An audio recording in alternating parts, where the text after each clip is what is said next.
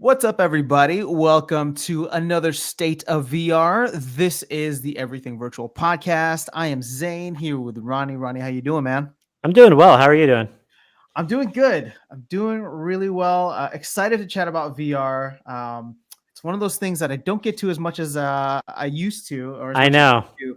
But whenever we get the chance to talk like this and at least do the State of VR episodes, I'm always pumped just because there's so much going on. Uh, Yep. and not all good things right now, actually, which is probably what we want to jump into.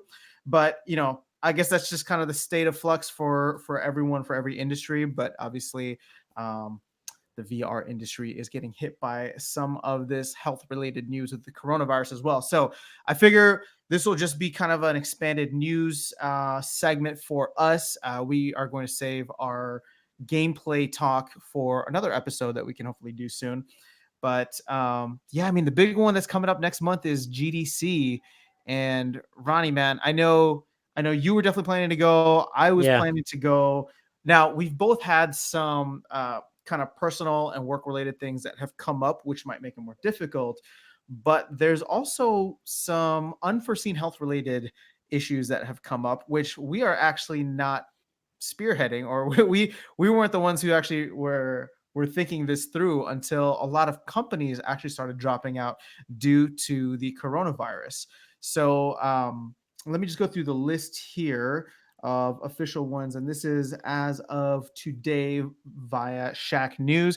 So we got EA, Facebook, and Oculus with them, Kojima Productions, Kowloon Knights, and Sony.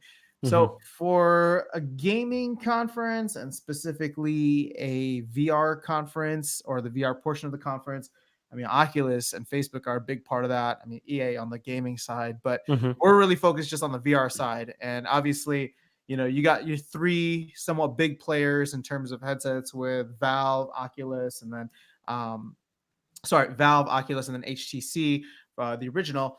But I mean, with Oculus not showing up, we haven't heard too much about the other companies in terms of Valve and HTC. But I don't know, man. What are your thoughts? To me, obviously, health is a very important concern. Sorry to cut you off. Health is a No, very you're good. important concern. But what are your thoughts on how this will affect GDC and just the overall conference? Yeah, I don't know. I mean, I do think it will impact GDC. I mean, as far as people already not wanting to really travel so much, and then with those big companies pulling out, I think that would also impact, other smaller companies and smaller individuals. It's already a big monetary investment to come to some of these conferences for certain folks. So I can imagine, it becoming a more difficult decision whether or not you're going to attend the conference when you know that a Yeah. lot of the big players aren't going to be there.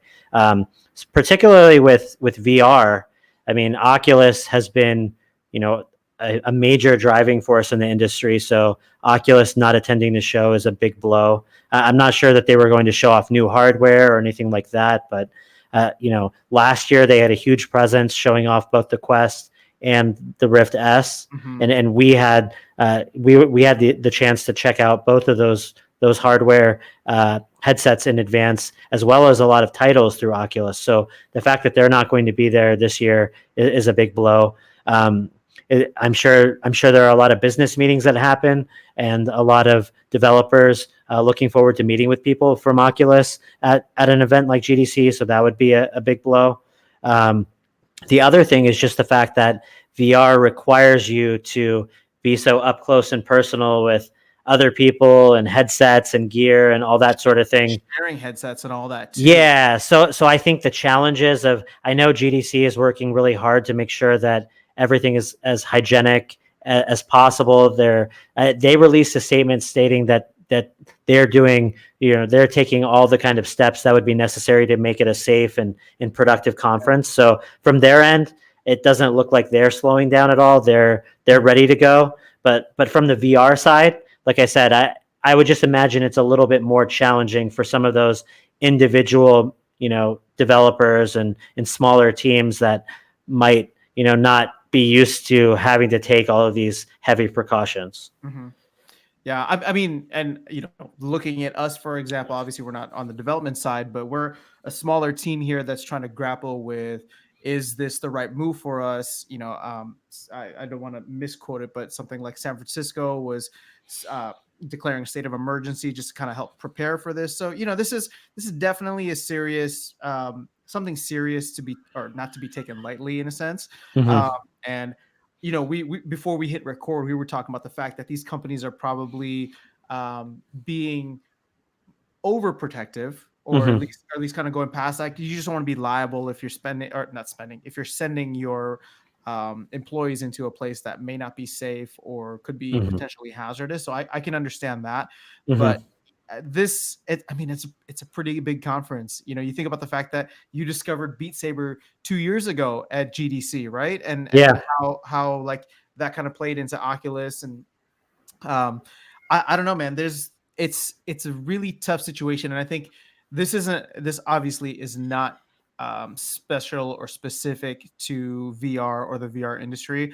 The coronavirus is definitely affecting a lot of other areas, and kind of the whole economy in general. If you look at the stock market the last couple of days, but in terms of this, I mean, do we potentially expect more companies, or would you expect more companies to drop out now that some of the Yeah. players have? And if that happens, is GDC a confirmed event that's happening this year? Yeah. You I know, don't know. I and of think we'll have course, to wait and see closer to the date, but we're speculating here. Obviously, I want the conference to succeed, and obviously, Ronnie and I are trying to figure out the best ways for us to still have proper coverage while making sure we're not putting ourselves in that type of position. Again, we will put out an official, I guess, everything virtual announcement on whether or not we will be attending. But as of right now, we are taking these things very seriously, and it's just yeah, it's just something that's kind of making its way across all industries. But obviously, VR and GDC being somewhat impacted since it's what happening in the next 3 to 4 weeks. mhm. So yeah, I mean, any other thoughts on that, or have you heard anything else?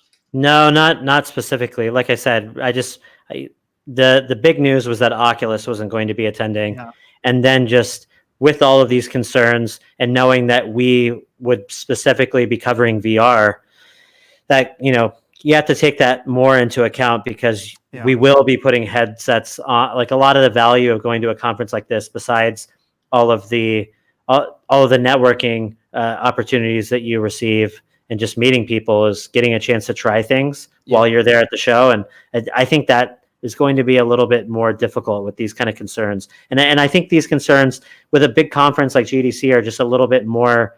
I mean, I know that the U.S. is taking coronavirus seriously on other fronts as well. But when you have a lot of people coming from all over the world to one place, that's a potential, situation where something could spread yeah. if if No, if 100%. people do happen to come that don't know they're sick. That's one of the things that I think is a little bit is one of the trickiest parts of coronavirus, from what I've heard, is that there's a week or so where someone would be infected without any symptoms. Yeah, yeah. The And incubation so, period, right? yeah, so I don't think anyone would purposely be traveling sick, given all of this kind of information out there, and Mhm. people's warning signs being up. But if people don't know that they might be carrying something, and then they go to an event like this, Yeah. it could spread pretty quickly potentially. So Yeah, a lot of, like you said, a lot of close contact, a lot of potential gear sharing. Even the thing is, like, even with the best hygiene practices, sometimes it's tough to make sure or ensure that everything is as clean yeah. as it should be. So But that said, I mean, for people that are going, I mean, I also think that these risks are probably overblown by, mhm, if you're a big company, you take the most conservative, approach. look at approach at these types of issues. I mean, for small teams, it's probably, especially for individuals that just feel like it's not that big of a deal, they want to go anyways. Like, I'm sure it seems like there's going to be a lot of people there still, from what I can tell. So hopefully those people have a successful conference, and hopefully that their information. I hope something like this just allows. I guess I hope that people attending will also realize that people that would have normally attended might not be there, Mhm. and for that reason, I hope they take proactive measures to get their messaging out on the internet, out to people that were potentially going to be attending, so that the information's still shared. Yeah, no, agreed. I mean, so at the end of the day, from a VR perspective, and obviously what we're focused on here with this show and this podcast, I mean, I just my hope, all health aside, of course, I hope nobody gets sick or anything. But my hope is that there isn't a long term kind of damper on the industry, just Hmm. because this is such a big event, and there's several major conferences like this throughout the year: CES, E3, and then probably Oculus Connect. But GDC is one of the more well known and well attended ones. So it's just one of those things where you never know what connections won't be made by the fact that people aren't going. So, Yeah. but at the same time, like you can't really play those hypotheticals out of like what would happen with what way. I think it's important to respect everybody's decision in terms of what they want to do. But my hope is that it won't put as big of a damper on the growth of the industry and the connections that are usually made at a conference like that. Yeah. No, I totally agree. So, well, since we're talking about coronavirus, I know one of the other big things we wanted to mention was the fact that the Valve Index, its production is still being affected by the coronavirus. And so Mhm. they have fewer units than planned. And I don't know if you had any other information. I know if we're talking about Valve Index, we also want to talk about the fact that Half-Life Alyx has a release date of March 23rd now. But Mhm. do you have any other news to share from the Index side of things? I mean, I know Yeah. we got this big game coming out, and the headsets are just kind of running a little behind. Understandable. Yeah. No, I mean, I don't have any more specific information than what you were mentioning. I mean, I know that uh, Valve has still stated, despite the fact that there are production delays due to coronavirus, that Mhm. they expect to have headsets in stock back in stock before the release of Half-Life Alyx. So whether that's actually going to happen or not, who knows? I mean, the same thing with the Quest. I think since we recorded the last episode, it came in stock briefly and then was out of stock shortly after that again. And I think I believe it's out of stock now again. So I mean, I think all of these companies are doing what they can to try to produce them as quickly as possible. Mhm. It's just there's been a lot of demand, and they quite frankly just didn't have production up enough to make up for that demand. I wonder if part of the problem, and I don't have an economics background, I have no production knowledge of that sort. I do know that it's not super easy to kind of, always produce the amount of units that you necessarily will expect to sell. Because I mean, just because demand is really high now doesn't mean that demand is going to necessarily stay high. Mhm. And so it might be risky for these companies to, massively ramp up production, let's say, of these headsets now, and then ultimately have too many headsets being produced at some point when the demand shrinks again. Yeah. So I don't know how much of this demand has been caused by games like Half-Life Alyx and the holidays and all of that, and whether these companies view this as sustained product demand to where they need to actually ramp up production, Yeah. or if it's just one of those things. No, let's keep production where it is. Let's let them trickle out. They'll just continue to sell out, and at some point, we expect demand to kind of equalize. Like, I don't know Yeah. what these kind of decisions are. So Well, I mean, yeah, I would I'm sure they want to sell as many headsets as they can, but exactly, yeah, but uh, I would say that it's still relatively early in the product cycle for them. Like, I mean, they're not expecting to drop the Index 2 probably this year, maybe not even next year, right? According to yeah, looking at like that 3-year cycle. yeah, So, if they follow that 3-year life cycle, but yep, I would assume right now, just with the hype of the game, I'm sure they just want to have as many available for launch as possible to make sure that people can stream and post videos and play the game, and just kind of have take advantage of the wave that's going to be happening around the release in March 23rd. So yeah. I mean, I think for really hardcore people out there that are just huge Valve fans, huge Half-Life fans, mhm. those are the people I think that are most interested in. I don't care what it costs. I'm getting an Index. Like, people on the market that haven't gotten into VR, I should say, or Yeah. people that are looking to upgrade. Okay. So for people that are looking to upgrade, or people that haven't gotten into VR but are super excited about Half-Life, I'd say those are the people most likely to buy an Index right now. Um, as for the Quest, I think interest in the Quest, I think, is just more general, and you'll have a crossover. You'll have people that are interested in games like Half-Life Alyx, but are interested in VR in general, and know that they have enough knowledge to know that the Quest can connect to the PC. But then you have a lot of people that are just now learning about VR, getting excited about the fact that there are standalone headsets out there, and are trying to jump on the Quest. Like I recently have had multiple friends try to buy Quests now, and it's hard for them to find them, obviously, but those are people that have no idea what Half-Life Alyx is. They finally got a chance to try the Quest, and they're just like, this is amazing, I need one of these. And like, I think long term the Quest is going to have a lot of continued potential. So hopefully those things get more ramped up on that front. And I think Oculus, in the meantime, has been doing a good job of getting more and more titles in the Quest's Oculus store. Yeah. Because really, like, I mean, when I boot up my Quest right now, I just saw that came out. So yeah, no, and I mean, just this. I don't know if you're familiar, but there was a game on PlayStation VR called Ghost Giant. I heard of it. Yeah. Yeah, and I had really been interested in it when it had released on PlayStation, but obviously I don't have a PlayStation VR. They released that on the Quest, and so I picked that up.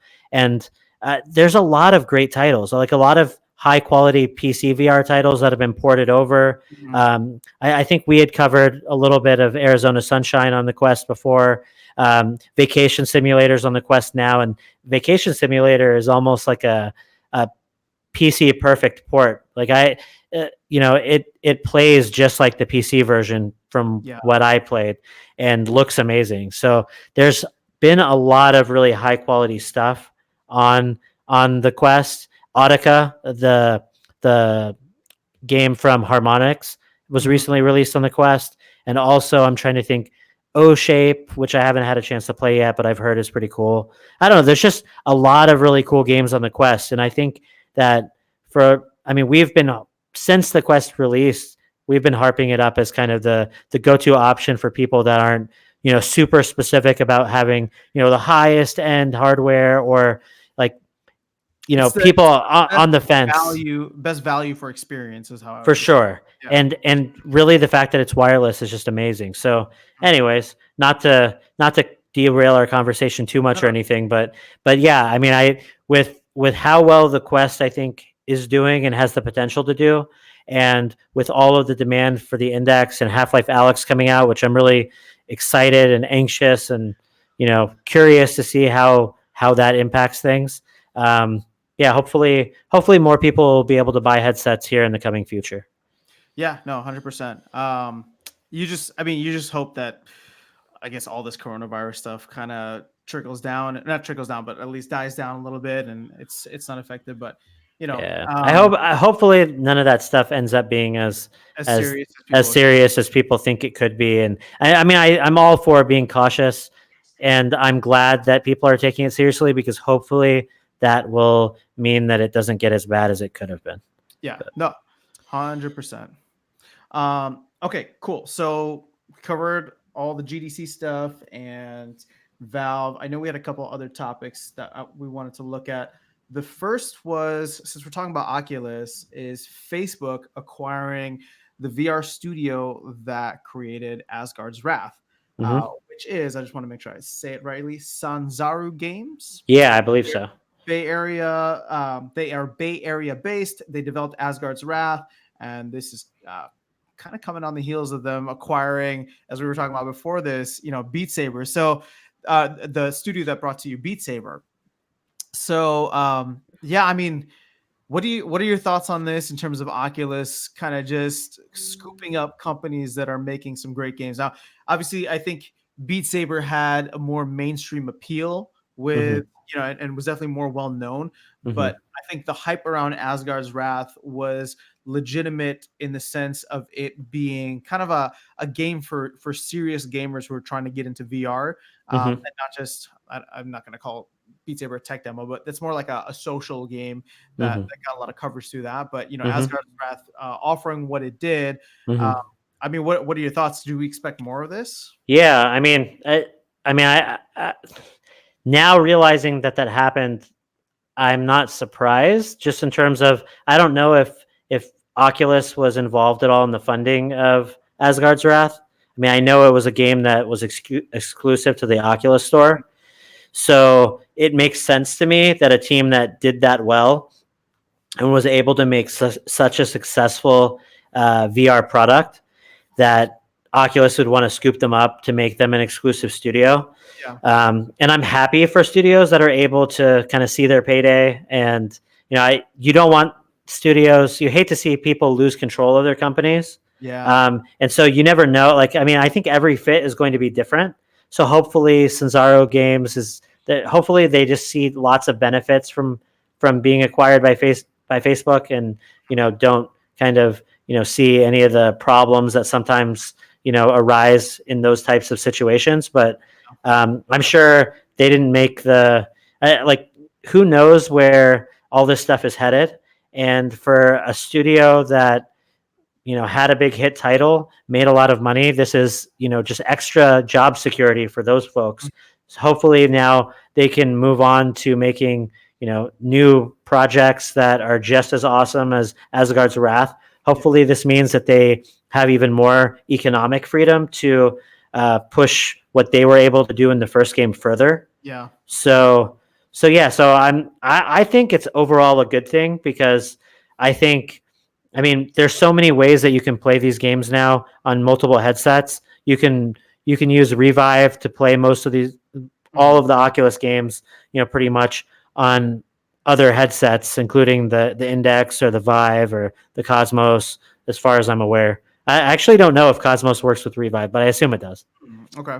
But Well, yeah, but yeah. Anyways, I mean, there's Oculus has been pretty good about letting users find ways of playing their games so far on other headsets. Um, so it's not the end of the world for me in that respect. So and yeah, Asgard's Wrath was awesome. I'm still of the opinion that I'd like to see more emphasis placed on, like, non-typical, kind of non-traditional games for VR, because I yeah, still think that's where I think we need to grow the market more in terms of capturing non-gamers rather than gamers. But it doesn't hurt to. I mean, gamers spend a lot of money, and Asgard's Wrath was really good. So I yeah, yeah, I yeah. don't mind seeing more of that also. But Now, the one thing that I do want to bring up, just so that our viewers and listeners know that we are um, at least somewhat self-aware of ourselves, because if they pull up a clip of us in 2016 where we were talking about exclusives and how exclusives weren't maybe the best thing for the industry, how has your perspective changed on that? And before I put you on the spot, I mean, I'll say for me, I still think that VR is in a place where it would benefit from not having too many exclusives. mhm, I still stand by that. mhm, But I think what's been really interesting for you and I, and especially the position that we've been in terms of being able to really connect on a personal level with a lot of these developers and a lot of these development studios. mhm, Um, it's a big payday for them, and it's a big reward for the effort that they've been putting in. And it's a was it called survivorship bias? Like a lot of these studios, they'll operate a loss, they won't get anything, they won't go anywhere. So I definitely happy for the people at Sanzaru. I mean, they made a fantastic game, they made a couple of fantastic games, and you definitely want to see that ingenuity, that creativity, that execution be rewarded. mhm, um, and granted, like I think our opinion has probably definitely been shaped by the fact that we are now no longer just covering the Vive, we're mhm, covering all platforms. So at the end of the day, I think the net benefit of Facebook still continuing, and Facebook, and through that Oculus still continuing to pour a lot of money into VR and into virtual reality, I think will help to grow VR overall. mhm. It's just one of those things where I like competition. I think that it's important, and I want to make sure that these games are available across all platforms. And you kind of alluded to that with Revive and all that. But Yeah. it's just No, it's one of those things where I feel like our opinion has probably publicly changed. So I just want to be aware of no, that. dude, good, yeah, spot on. And I think I couldn't say any of what you just said better. I mean, you nailed it. Yeah, the only thing I'd add is that Oculus has shown over the course of the last 2-3 years that they've been. There was that brief stint where where there was some kind of an update that disabled Revive, but then they quickly backtracked it. And since then, they've allowed all of that stuff to peacefully coexist with their platforms. And so I think I might. I mean, despite knowing all the financials behind how this stuff works, I might be a little bit more sour about this issue if I wasn't able to find a way to get some of these titles to work on my preferred platform of choice, like my Index. But ultimately, I think in a perfect world, I wouldn't mind having store exclusivity. I just wouldn't want headset exclusivity. So like That's a good distinction, actually. yeah, and that's, I mean, that's not always possible. And I know for some companies, they build the headsets at a loss or don't really, put they're able to sell them for less than they would otherwise in order to get you to buy games on their platforms. But at the same time, I mean, I think if Oculus wants to pay to have certain content produced, or if Valve wants to pay to have certain content produced, Epic with their Epic Game Store, like, I don't care where a title is sold, as long as I can experience that on the hardware that I have. Hopefully that will be something that continues forward.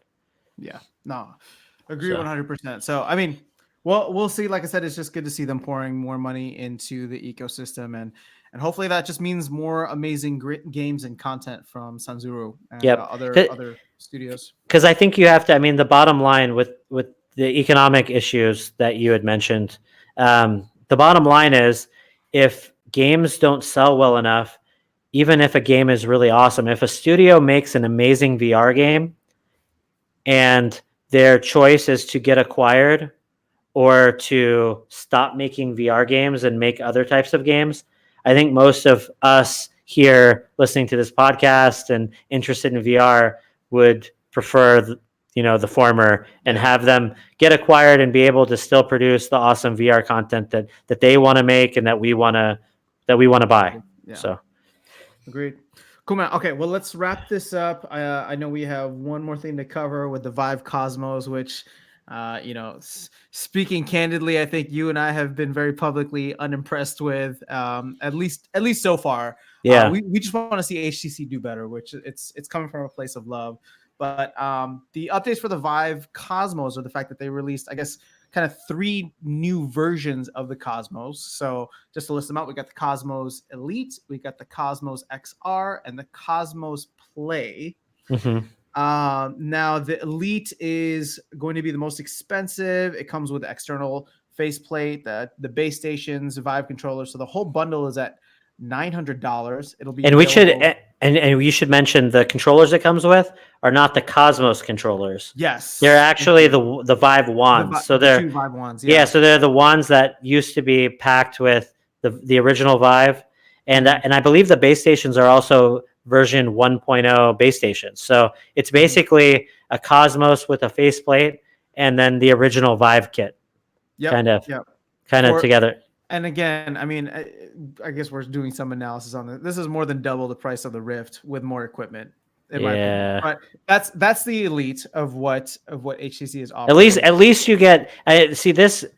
This is getting partially there to where we wanted them to go. Agreed. Yes. I mean, base stations. I mean, granted, I'm starting to be in that camp where, man, if I could get really awesome tracking without base stations, that would be great. But at the end of the day, base station tracking is still the highest precision tracking there is. So if they could keep the price low, that's the only thing. But I mean, but that package seems that is the highest priced one. Yeah. So we don't know the price yet for the Cosmos XR and the Cosmos Play, with the Cosmos Play being the cheapest one. Okay. It has 4 cameras on the faceplate instead of the 6 that the XR has. I wonder how that would impact tracking, but Ugh. Yeah, I mean, I think we're Yeah. just gonna have to wait for more information. I mean, they're saying that there will be more information announced at GDC later this Okay. year. Okay. Although, if you are interested in the Vive Cosmos Elite, pre-ordering does start or has started now, February 24th, so as of 2 days ago, and they're saying that it should be available later in Q1. So, yeah, I mean, I don't know. I think we're gonna have to wait for a little bit more information, but we just wanted to kind of announce that as Yeah. something on the horizon for new headsets potentially for 2020. And did they mention with you said Play and XR? XR, yeah. I think the XR might have built-in eye tracking. Like it's more focused. It almost sounded like it was more of an enterprise Mhm. level. Like it almost did some of the things that the Vive Pro Pro did, Yeah, but yeah. it's the Cosmos version of that Mhm. without base station tracking. That's kind of what I got the sense of. But I mean, their big thing is they're trying to do like a near complete pass-through field of view that yeah, uses like majority of the VR display. So I think I think they all have very different not I think, but they all have very different specific niches that they're trying to hit. yeah, With probably the Vive Cosmos Play being the closest to the Quest, and yeah. then you have the XR and the Cosmos Elite being for a little bit more higher end or Or end or solutions. rather, not Quest, but you meant Rift S, I think, because Quest would be like I'm sorry, you're standalone. right. Yeah, Yeah, yeah, yeah. you're right. You're right. So, and that was actually like ironically that it's ironic that you mentioned that because I saw somewhere like it was probably on Twitter, but people kind of calling out the HTC marketing around the release of these products Mm-hmm. because it looked like a lot of them, like the videos and the marketing, kind of showed the headset almost like it wasn't connected to a PC, and Oh, yeah, and so people were like, "Man, if you didn't know, you would think that this was a standalone, kind of like the Quest from watching this ad." yeah. And so I don't know. I didn't look at that super closely, but I just know that some people were kind of upset about That, watching the marketing stuff, and they're like, that "Man, that's sneaky," and blah blah blah, all that that stuff. could be dangerous. Yeah.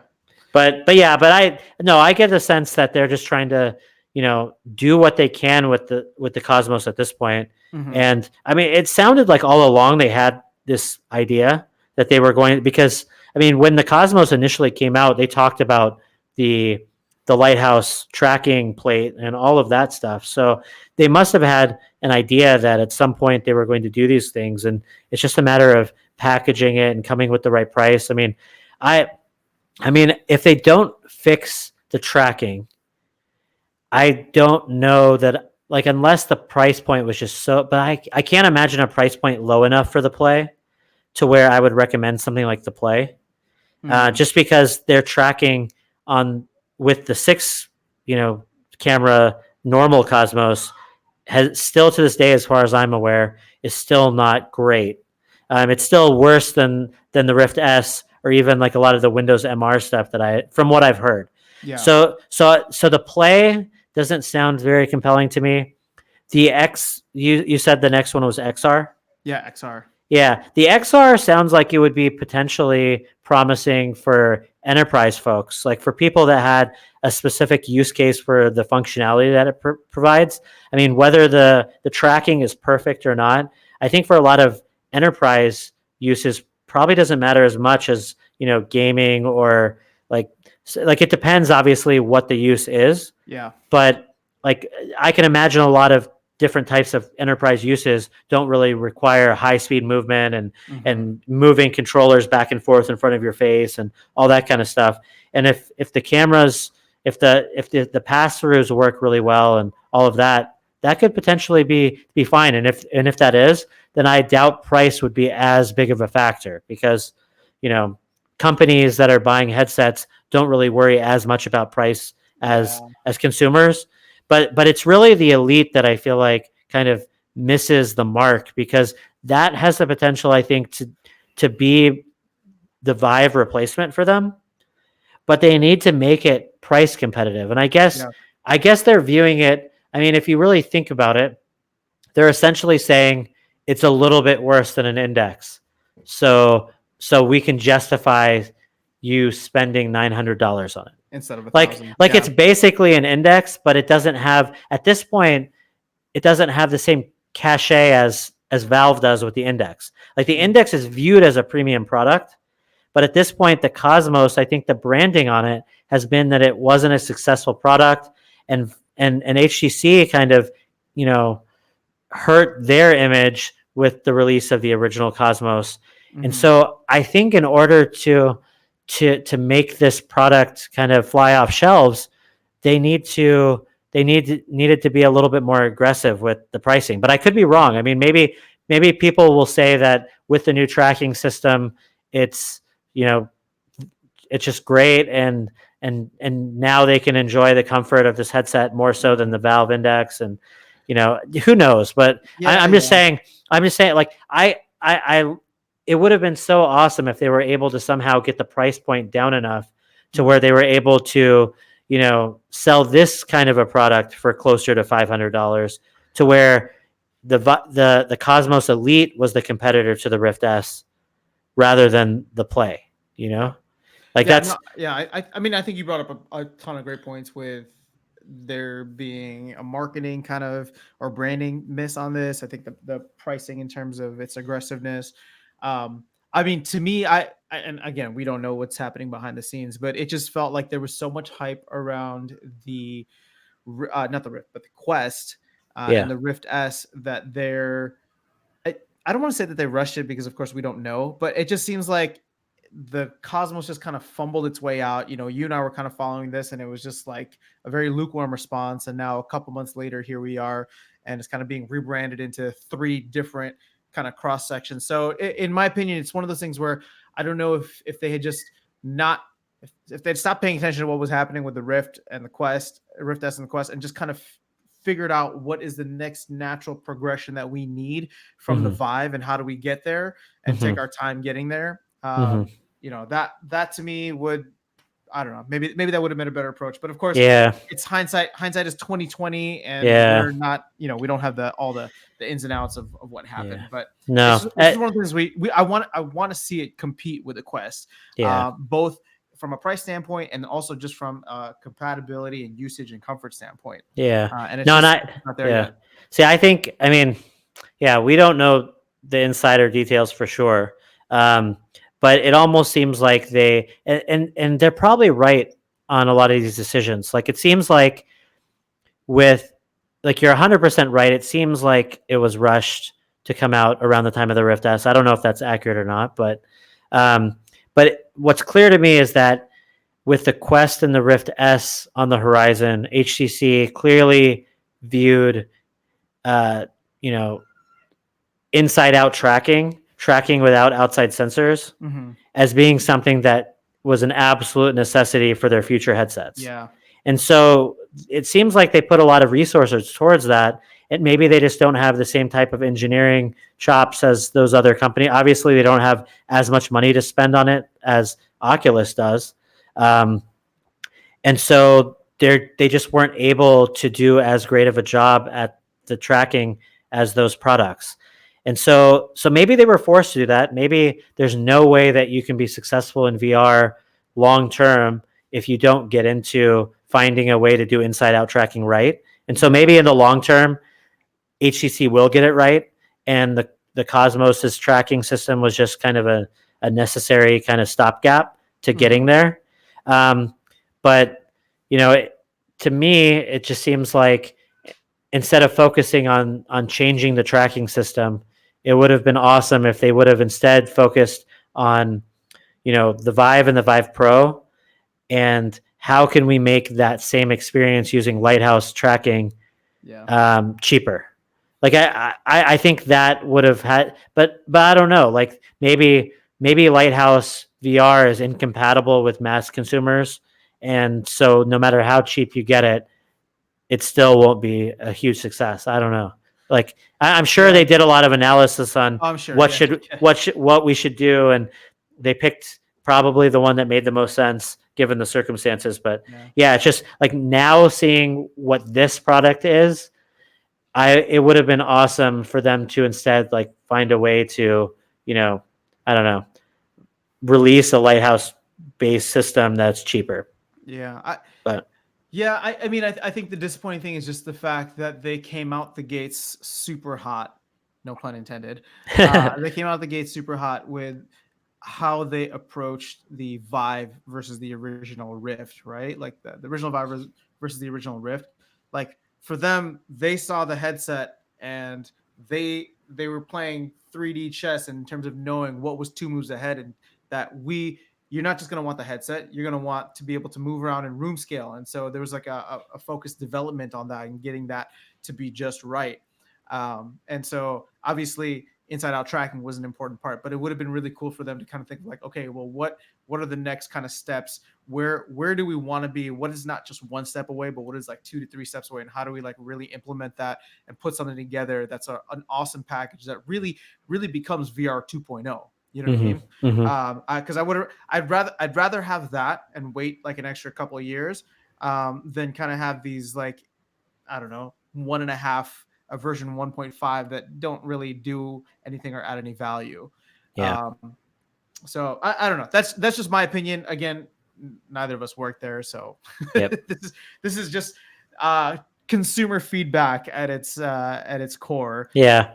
I mean, But as yeah, with the other topics that we've mentioned, I mean, we want HTC to do well. So hopefully these products are able to find some kind of a niche. yeah, And hopefully they become, competitive where they need to be and all that kind of stuff. I mean, this is one reason why GDC would be really interesting, because it sounds like HTC is going to be there from some of those press release information if nothing changes. So it would be interesting to see and try these headsets ourselves. Because, I mean, full disclosure, I have not tried a Cosmos yet. Yeah. And actually that would be really valuable to talk about this, have this discussion further. Hopefully we get a chance to try the Cosmos and the other iterations, because maybe there's something we're missing. Maybe there's something about that headset. I mean, I remember when we were at GDC last year, there was a lot of negative press about the Rift S before its release. Like in terms of, I think the people that were trying the Rift S liked it a lot. Yeah. But commenters on the internet, I should say, that hadn't tried it, looked at the specs and they were like, but the specs don't always tell the whole story. Yeah. So sometimes you just need to try the headset on and yeah. So maybe there's more to these than meets the eye. True. I mean, there's a lot more that goes into the Rift S, but also I think the price point made it something that was still appealing. Yeah. But yeah, man, I mean, crazy times ahead for VR. Hopefully more good than bad with, a lot of the health fears and things like that. But we will keep up to date with everything. You got anything else? I think I think that's pretty much it. I'm just looking forward to playing more games. I mean, I have so many games on my list. There's a free game that just came out today in Steam, Jar Wars. I've heard it's really fun. It looks fun. So it's free and it's a VR title. So I'm going to check that out. And I still need to play Ghost Giant, which I picked up, but haven't had a chance to play yet. And yeah, had a chance to play a bunch of other titles, but we'll get to that on a future episode. Yeah, we'll do gameplay kind of coverage and game talk soon. So, all right, guys. Well, thank you so much for tuning in. We will have more episodes for you very soon. But yeah, sorry it's been a little slow. It's just been it's been one of those times of the year for us. So life has been a little crazy, but Ronnie and I are actively trying to figure out how to continue getting you regular content. But we appreciate you so much for tuning in, and just know that there will be more coming soon. So until then, take care, stay safe with all the stuff that's happening, and yeah, we'll have more VR content for you guys soon.